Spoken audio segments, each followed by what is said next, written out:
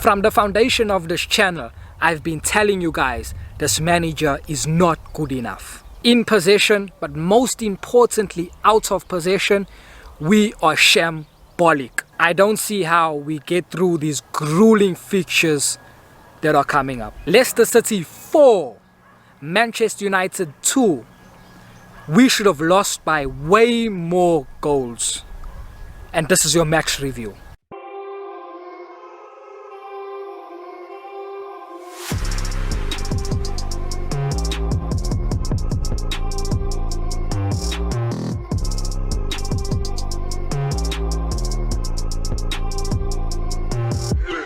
In Ole Gunnar Solskjaer's first season, the excuse for us not playing well, the excuse for us getting poor results was give him time. That's what he was saying. All the people that supported him, all the ex-players, the pundits, the media, give him time. It's only his first season, it's only a couple months into the job. Give him time. They were using Jurgen Klopp as an example and a reference, and they were saying, look at Jurgen Klopp, look how many years it took Jurgen Klopp to win a major trophy. Give Ole Gunnar Solskjaer that same amount of time. That was the excuse in the first year. If you're watching this video and you haven't subscribed to the channel yet, don't be like that. Subscribe right now so you can see more content of this quality. The excuse in his second year was that he needs players. Give him the players that he needs. He needs a centre-back next to Harry Maguire, a centre-back that got recovery pace. That's why he's playing two holding midfielders. That's why he's playing negative football. That's why we're not expansive. That's why we don't play with a high line, because he does not have a centre-back next to Harry Maguire. Let him get that centre-back. The football from the back will improve. They also said, give him a right winger. He wants Jayden Sancho. He's wanted Jayden Sancho for a long time. Give him a right winger. Wan-Bissaka got nobody to partner with on the right wing. No one to bounce the ball off. No one to overlap from, because Mason Greenwood is still young. And they were saying at that time that Mason Greenwood is a striker. So we need a specialist winger. We need a right winger. Give him a right winger. Then some of the people are even going to the extent of saying that why are United focusing on a right winger? They need a striker. Anthony Martial is not good enough to lead the line for Manchester United. He just won't get through that amount of goals. So the excuse in the second year was that he needs players. First year it was he needs time. Second year was he needs players. Now we're in his third full season, and guess what? There is no more excuse. He's got the time. We've given him the players. And he's getting found out. So I say all that to say this. What we're going through right now, the results we're getting, the performances we're getting, is no different from what was happening in his first and second year. The only difference is there's no more excuses. Some people that were making those excuses have run out now of excuses, because we've given him the time. It's now his third full season. We've given him the players.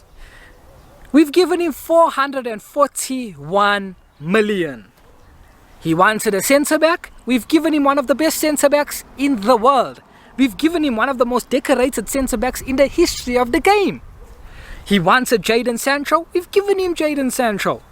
And on top of that, we've even given him the GOAT, Cristiano Ronaldo, the greatest finisher in the history of the game. He's got all this. And he's failing.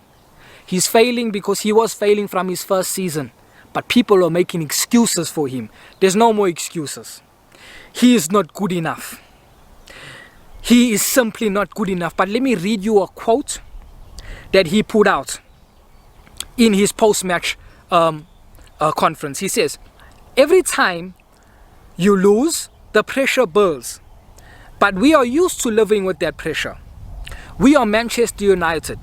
Setbacks have happened before, worse performances, and we've got to bounce back on Wednesday. I'm going to do the job as well as I can. I believe in this team. Now, I just want to focus on the parts. I'm going to do the job as best. I'm going to do the job as well as I can. I believe in this team. Ole, I think the noble thing for Ole to do now is step down. We want you to step down, Ole Gunnar Solskjaer. Us as Manchester United fans, we implore you, please step down. You say you're going to do the job as best as you can. It's a sign of maturity and it's a sign of humility to be able to do introspection and to be able to say, that person on the other side is better than me. He's more experienced than me, more qualified than me. He's just better than me.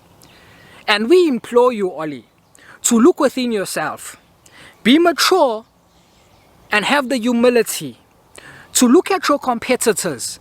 Look at Jurgen Klopp, Pep Guardiola, and Thomas Tuchel. Look at these guys you are coming up against and acknowledge that they are better than you. And it's no problem, because some of them, when they were players, you were better than some of them. You were better than Thomas Tuchel. You were better than Jurgen Klopp as a player. So there's no saying that you are an inferior person to them. No, it's just one aspect of your life. They are better than you, Oli. And we ask you to be mature enough to look at your competitors, acknowledge they are better than you, acknowledge you cannot compete with them, and step down. That's what we ask, because you say you're going to do the job as best as you can. That best is not what's best for Manchester United. That best is for Norway, Molde. That best cannot be competing in the Premier League, because the last time Oli was in the Premier League with another club, he relegated that club. Ole Gunnar Solskjaer found Cardiff when they were 17th. They were 1 point above relegation. They were not getting relegated. They were not getting relegated when they brought Ole Gunnar Solskjaer in. At the end of the season, with Ole Gunnar Solskjaer at the reins, they finished 20th. They then went into the championship. He relegated them into the championship. They kept him on there. They finished, they were, I think, around 17th. They were around 17th in the championship. 17th, 15th, around there in the championship. They sacked him in the championship. So what does that tell you? He was managing at Molde. He won whatever he won at Molde.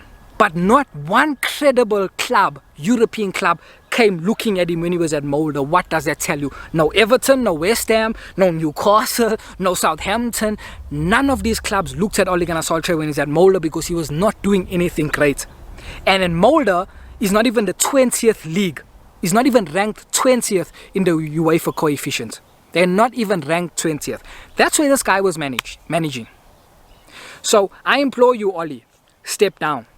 You are clearly not good enough for the job. Step down. It's been too long. As I've said, there's no more excuses to make for this guy. It's been way too long. And now I'm not going to get on these players' case of this performance against Leicester. I'm not going to speak on players. And I'm going to forewarn you what's going to happen in the mainstream media. I'm going to forewarn you what's going to happen with the ex-players. Ex-Manchester United players that are now pundits. I'm going to forewarn you what they're going to do. They're going to blame the players. They're going to blame the imbalance of the squad, which takes away the pressure from Ole Gunnar Solskjaer, which takes away the eyes from Ole Gunnar Solskjaer. No blame will be on Ole. All the blame will be on the players. I'm forewarning you. And the two players they're going to speak about, that they're going to put the blame on. Number one is Paul Pogba. Number two is Ronaldo. With Ronaldo, they're going to ask, did Manchester United really need Ronaldo? Did they need Ronaldo? With Ronaldo, they're going to say, Ronaldo off the ball makes Manchester United a worse team because he does not press from the front. He doesn't do any defensive duties. He doesn't run around. That's what they're going to say about Ronaldo. With regards to Pogba, they're going to say when you put Paul Pogba in the midfield, he doesn't give you balance because he doesn't want to defend. And so he imbalances your midfield, allowing opposition to penetrate through the midfield. And if you put him on the wing, then he's challenging the likes of Marcus Rashford. He doesn't give you width. He doesn't give you pace. These are the two players they're going to scapegoat. I'm forewarning you. So when it happens, switch your phone off. When it happens, switch the TV off. You don't need to listen to that nonsense. This is not a time to be blaming players. This is not a time to be talking about the imbalance of the squad. This is not a time to be looking at Manchester United are playing too many attacking players. We're playing the same amount of attacking players we were playing last season. The same amount of attacking players we were playing in his first season. This is not a time to be blaming players. This is a time to be looking at an incompetent manager that has had now 3 seasons that have spent 441 million and we worse off. The football is still the same football. Terrible football on the ball and off the ball. No identity, no style of play, no game plan. When have we gone into a game with a game plan saying that this is how we're going to stop the opposition, this is how we're going to nullify their strengths, and this is how we're going to expose their weaknesses? When have we done that?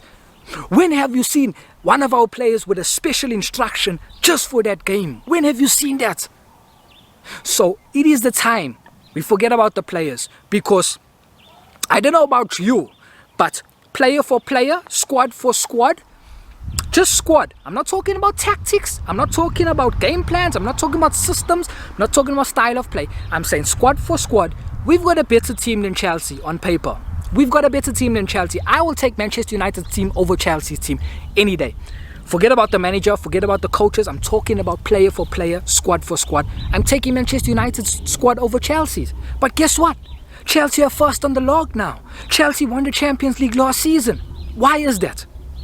Manchester United should be challenging Liverpool and Manchester City, because squad for squad, we can compete with them. Squad for squad. Manchester City got no firepower. No firepower. I don't think you understand that. No firepower. They've got no recognized goal scorer. They've got no 20-goal player. They're relying on midfielders to score their goals. And yet they're challenging Liverpool. Liverpool got the same starting 11 for how many years now? How many years they've kept the same starting 11? Liverpool's midfield, not one of those midfielders got the last pass. Not one of those midfielders can score. Yet they're finding a way to work around it. James Milner is 35 years old.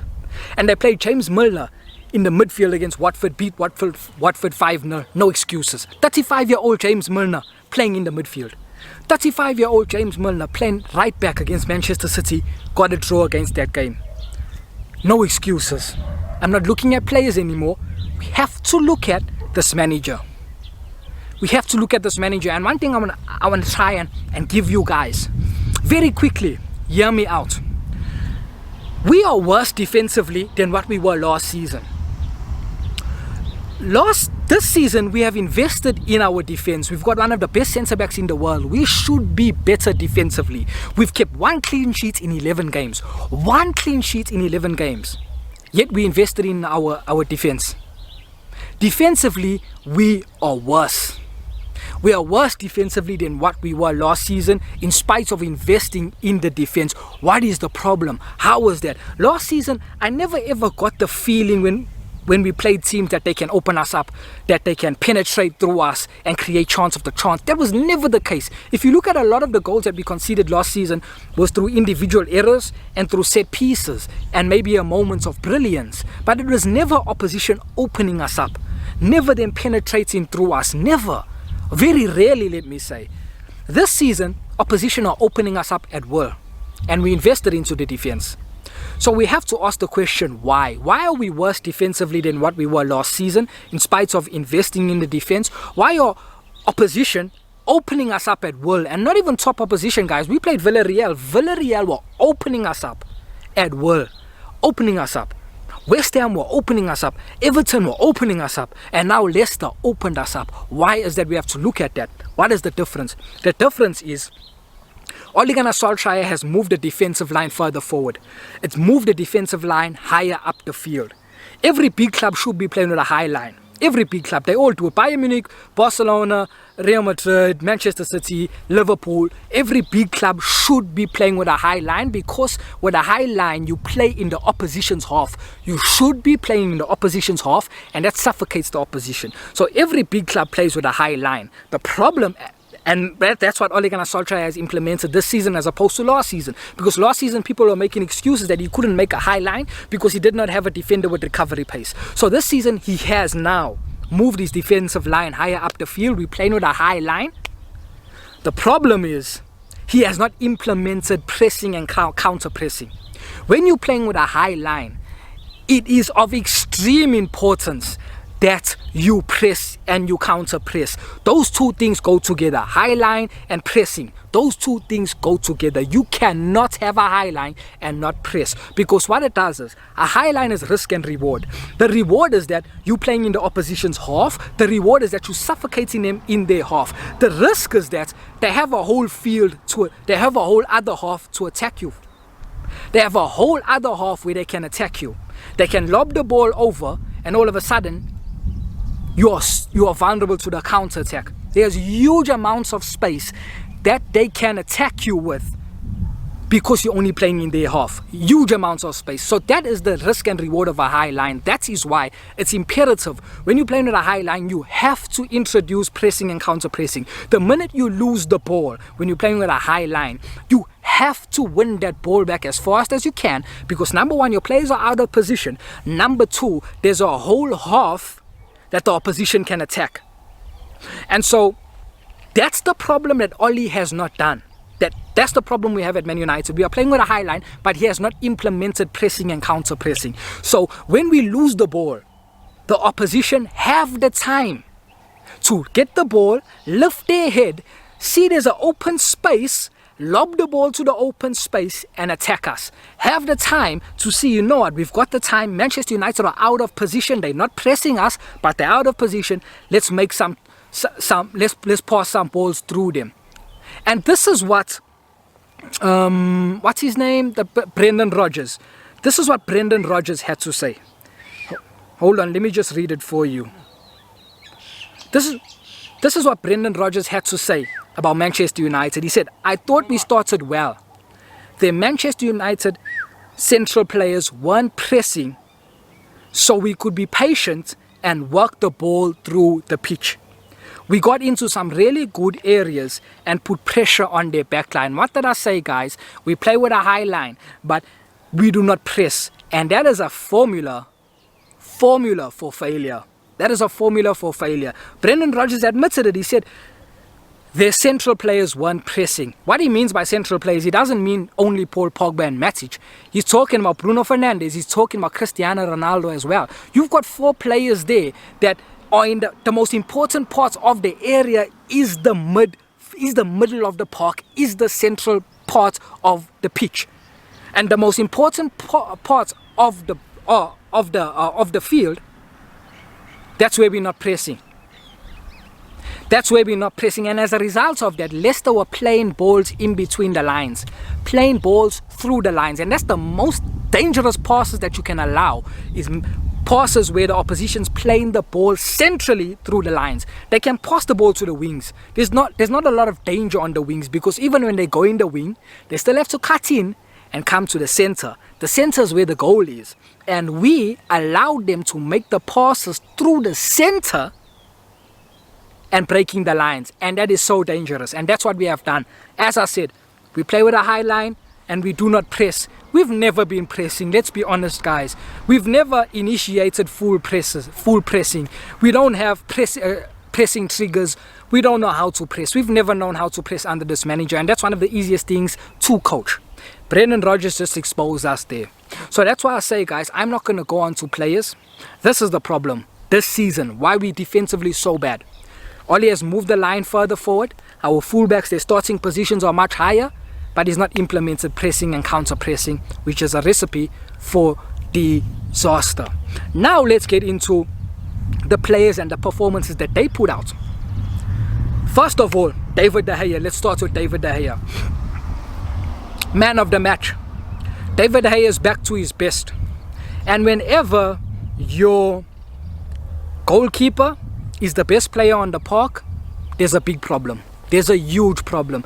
David De Gea is back to his best. He's one of the best goalkeepers right now in the world. If it weren't for David De Gea, we would have lost the game by more goals. If it weren't for David De Gea, we would have lost the game against Everton. If it weren't for David De Gea, we would have lost the game against Villarreal, and we can go on and on and on. We are being saved by our goalkeeper. That is a bad situation. So, as I said, David De Gea, man of the match. Horrible, horrible situation. His level is so high right now, and we got our goalkeeper back.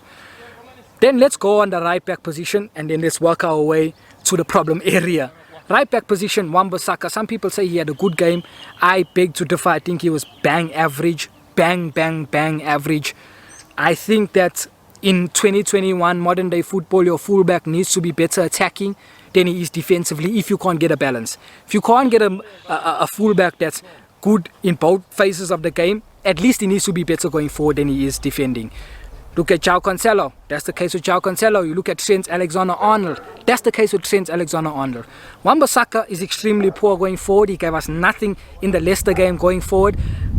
Defending, he was okay, but I did see them get past him a few times, but he was okay. I'll give Wan-Bissaka a 5. David De Gea, his rating, because he was making so many saves, I give him a 7. So Wan-Bissaka a 5. Victor Lindelof as well, weren't too bad, weren't too good, but better than his other pair. And I think he is just better than Harry Maguire. I'm going to be honest with you. People talk about Harry Maguire being a ball-playing centre-back. He is no ball-playing centre-back. Victor Lindelof was a ball-playing centre-back. You see the assist he gave Marcus Rashford? How many times has he done that for us? How many times? A few times. His long-range passing is very good. It's very good. And he done that with his left foot for Marcus Rashford. That just shows you how good this guy is. He's better than Harry Maguire. I'll give him a 6. I'll give Victor Lindelof a 6. Because he got the assist and he wasn't too bad. Better than Harry. Now we go to the problem area of the field. The two Englishmen. The two players that are overprotected and overrated. Harry Maguire is so protected. No one's speaking about Harry. No one in the mainstream media speaks about Harry because I think he's England's vice captain and he's probably England's best centre-back. So they don't speak about Harry Maguire. He's English. Any English player the media don't speak about. The ex-players, the pundits, they don't speak about. Harry Maguire is a 40 million defender. With English tax, let's say 50 million. We paid 80 million. We paid 30 more million than we were supposed to. When you pay 80 million for a centre-back, you break the record fee for a centre-back. You expect yourself to be signing the best centre-back. But at the bare minimum, you expect at least a world-class centre-back. Harry Maguire is not world-class. He's very far from world-class. Very far. He's not even top 5 in the Premier League. So imagine the world. His performance was shambolic, but some blame has to be on the manager. He had one training session. The manager deemed that good enough to go and play Leicester. We're not playing a team, guys, that's so much a Norwich. We're not playing a Norwich. We're playing Leicester, a team that's going to attack us and counter-attack us. And he played Harry Maguire after having one training session. Harry Maguire was so rusty. The worst player on the pitch, was at fault for many goals, especially the first and the last goal. Was at fault, for the first goal, he was waiting for the ball to come to him instead of going towards the ball, did not make up his mind what he wanted to do with the ball. That's why he was waiting for it and he's looking other places. First goal. Last goal, when Daka scored, he wasn't even looking at Daka, he wasn't even tracking Daka, he stayed in the same place, Daka ran around him. Harry Maguire is overrated and overprotected. And I'll give him a 2 out of 10. I would have wanted to give him lower, but I think let's just be respectful. 2 out of 10 performance. If people want to give him lower, you want to give him a 1, a 0, I fully agree. But I'm going to give him a 2 out of 10. Shambolic. One of the worst individual performances I've seen. It's not solely down to him. You have to look at the manager. Left back, not much better than his counterpart Harry Maguire. Also, overrated and overprotected. This guy's been out of shape for a long time. Has been fat in some of his years at Man United. And I'm going to say fat because when Romelu Lukaku put on weight by Manchester United, the likes of Gary Neville were condemning the man. Saying things that it's inexcusable for a professional player to be putting on weight, to be fat. He needs to leave the club. We're saying all these derogatory terms to Romelu Lukaku. But they did not look at Luke Shaw. That was also fat. Running around with blobs on his tummy. They did not look at that. Luke Shaw's been out of shape for a very long time. Now, I'm not saying he's out of shape now. I'm saying he was out of shape. Right now, he's performing poorly. Luke Shaw's been at the club for about 7 years. In 7 years, he's had a good half a season only. 7 years, only half a season, only about 4 months, 5 months of good football in 7 years. In 7 years, 4 to 5 months of good football. Yet the people who look at Paul Pogba and will criticize Paul Pogba, and the first thing they say is inconsistent. Okay, Paul Pogba's inconsistent, but you got to play for 7 years that for half a season only produced half a season of good form, and you're not speaking about his consistency. That's funny, but I know the reason. He's English, he gets protected. That guy started the season off very poor. Luke Shaw has started the season off very poor. I'm giving him a rating of 3 out of 10. Poor performance from him and Harry Maguire together on the left side is a weakness. 3 out of 10. Let's go to the midfield. Paul Pogba. I'm his biggest fan. He's one of my favorite players. Number 1 is Messi, second is Pogba. Pogba's my favorite player at United, favorite player in English Premier League. But I will still criticize him because there's no biasm in me. There's no agendas in me. I call a spade, black and white. Paul Pogba, poor performance. Poor. Not closing the opposition down quick enough. Not covering the ground quick enough. Not doing his defensive duties better enough. 4 out of 10 for Paul Pogba. Poor performance from Paul. Poor performance. But you know what? He's playing in a team where the formation and the shape doesn't suit him. Paul Pogba needs to be playing in a midfield 3. He needs to have behind him a proper holding midfielder that can cover the grass that he vacates, and just in general cover the grass, cover the spaces. He doesn't have that. But I'm not going to make excuses for Paul. 4 out of 10 performance. Nemanja Matic, 4 out of 10 performance. Poor from Matic, and I will say this again, Matic doesn't have the legs anymore to play at the highest level. You can play Matic against a team that you're going to have more possession than them. You can play him against a team like Watford, like Norwich, like all these type of teams. You cannot play him against a team like Leicester. It's a suicide. I don't know what the manager was thinking, but 4 out of 10 for Matic. You need to know which games you can play Matic in. You can't play him against a team that's going to attack him, a team that's going to run in behind him with pace and power. You can't do that because he can't catch those boys. Bruno Fernandez, let's go to the whole midfield. I give Bruno a 10. Not a very bad performance, but not a very good performance from him as well. Bruno has no idea how to play the 10 position. The 10 position, you need to play in between the lines. You need to play in the half spaces. You need to pick the ball up in the pockets. Bruno Fernandez vacates the midfield. So when he does that, all of a sudden you've got the 2 midfielders, Paul Pogba, Matic, or whoever they are, Fred and Scott McTominay, that has to cover the grass that he leaves behind. Has to cover the spaces that he leaves behind. Bruno Fernandez has got an ultra-free role in football that I've never seen before. When Bruno's getting no joy in the 10 position, which is limited, which is never even really there, he goes to the left wing. Not getting joy in the left wing, he goes and plays striker. Not getting joy in the striker position, you see him in the right wing. Ultra-free role, that is doing us damage. Damage in and out of possession. Damage to our shape, and Oli can't see that. Bruno Fernandes plays as an 8 for Portugal. That is something we need to look at so that we can get more balance. Play Paul Pogba as an 8, play Bruno as an 8. We need to do this. 5 for Bruno Fernandes. Let's go to the right wing. Mason Greenwood, I give Mason a 6. Very good goal. Apart from the goal, done nothing. Overall game, not good enough. Still not good enough. He's not progressing as he should be. Look at Phil Foden. Look at how he's progressing. Look at Erling Haaland. Look how he's progressing. Mason Greenwood is not progressing in terms of his overall play. He's scoring goals. He scored that goal. Individual brilliance. What a goal. What a strike. World class goal. But he's not improving his overall game. So that's why I say, what did I say?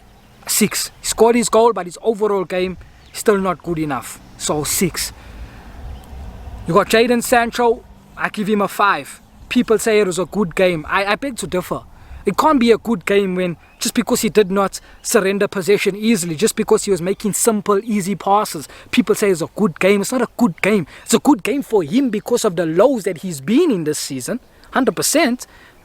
But it's not generally over a good game. We paid 73 million for this guy. We need better performances. We need you to decide games for us. Now, I'm saying that because of his price tag. I understand that him as a player is a different player. He's a link-up player. He's a player that combines with other players. He's not going to win you a game by himself. So I'm going to give Jayden Sancho a 5.